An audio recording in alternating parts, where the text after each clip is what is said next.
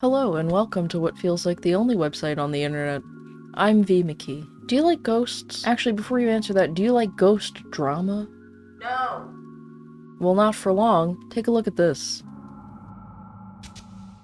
A costume shop owner. One day it'll be all yours, kid. A funeral home? Who buys a house with dead people in it? They're human remains. Little did we know what we were getting into. In this world, there is real evil. If you've never seen a haunting, grab your barf bags, it's gonna be a shaky camera ride. This is one of those shows that has a reenactment of the events, and they really take some liberties with the retelling. So I'll be treating everything shown as fact. We're introduced to Dana, Milan, their daughter Jaden, and this very uncensored phone number. Dana worked at a costume shop in her younger years, and hopes to now open one of her own to pass down to her daughter Jaden, who seems fucking amped about the idea. One day it'll be all yours, kid.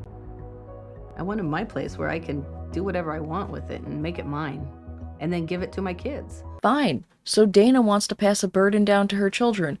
I can let that slide. What I can't let slide, however, are all the enormous red flags she's ignoring. The real estate listing seems too good to be true. Yeah, great catch on the listing.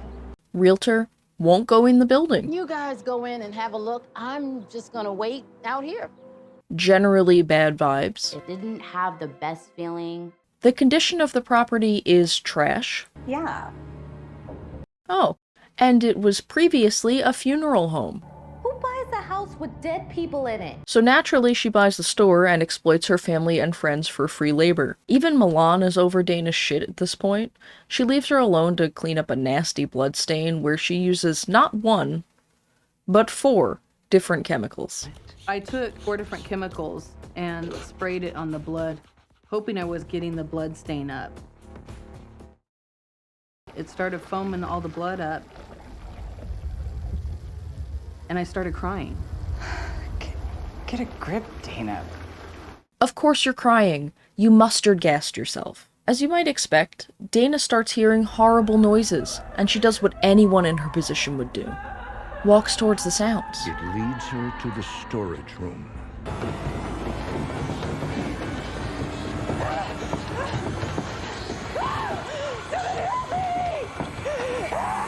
Once Dana's new military-grade super gas is worn off, she confides her experience in one of her coworkers, whose first response is not to immediately take her to the ER.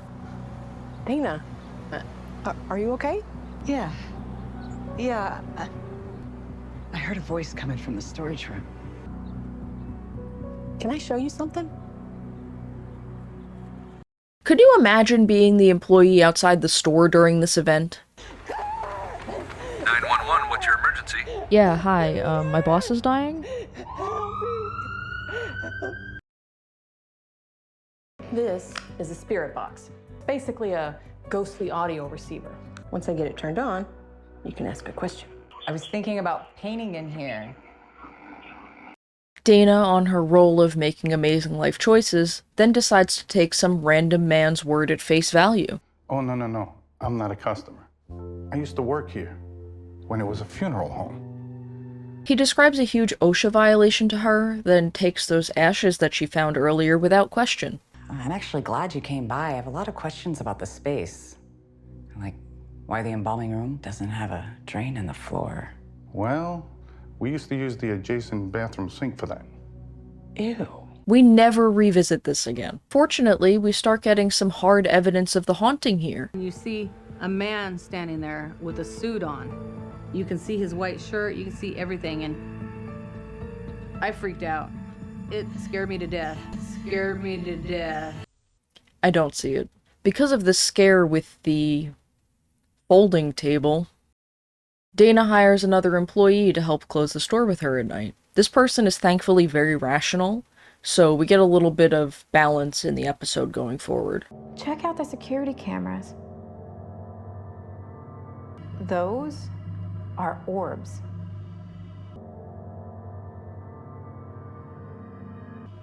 What?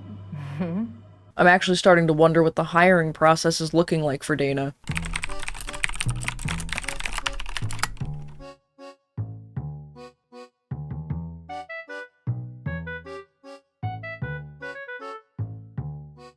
They experience spooky dust, then lock up for the night where a ghost is getting a little bit pushy.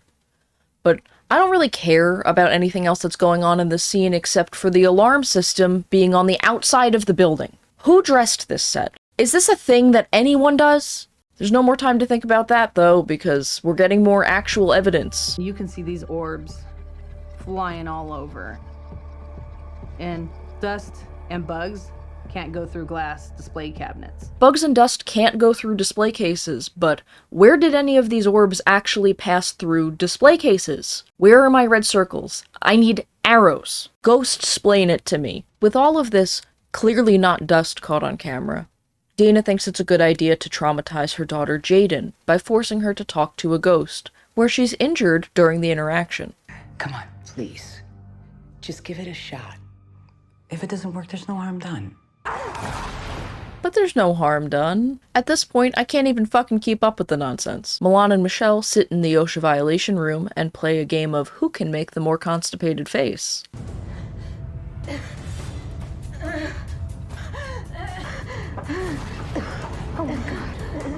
Michelle wins. Based on an employee recommendation, Dana calls Gayleen, a medium in the area, to come help evict the ghosts. Conveniently, Gayleen already knows everything about the shop and the ghosts. I've always been a medium. I don't remember never having these abilities. The shop, it used to be. Why do I smell burning flesh? How did you know that? We learn that Gayleen is the vegan CrossFit bro of psychics. She can do it all. She's a medium, she's a psychic, she's a wizard. A psychic is somebody who can know what happened in the past, know what's happening in the future. And a medium is somebody who actually communicates with the dead. And I'm both. There's a soul keeper spirit. He feeds on the fear and pain of others. Gayleen frees a spirit from a room, but isn't super confident about it. Oh my God. What does that mean? It means her soul has moved beyond this room. She then detects a whirling, swirling vortex portal created by two mirrors facing each other. Gayleen then fights the Soulkeeper spirit. Her method is one that I've never seen in all of my years of Ghost TV consumption. She summons her own personal earthquake, and then she challenges the ghost to a DDR dance battle where she wins, but she isn't super confident that the ghost is going to stay away forever. The Soulkeeper. He's gone? For now. For now, because I take payments per visit, not per ghost. Then Gayleen says some fucking weird shit that even Dana doesn't understand. Daydreams and nightmares. The perfect name for the perfect storm. What does that mean? Yeah, Gayleen, what does that mean? People who don't believe in paranormal, I tell them, come to my shop. You'll leave a believer. Oh. It was all an advertisement. Well, that was fun.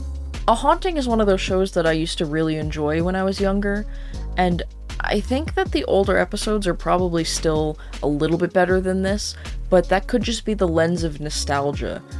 I haven't watched them recently. They probably do suck, so I'm sorry. Maybe don't go watch anything. I'm not really recommending anything here. I've prepared some of my own actual evidence for you, so let's take a look at that now.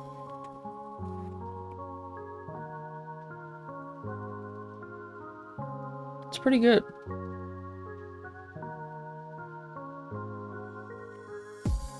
I appreciate you watching.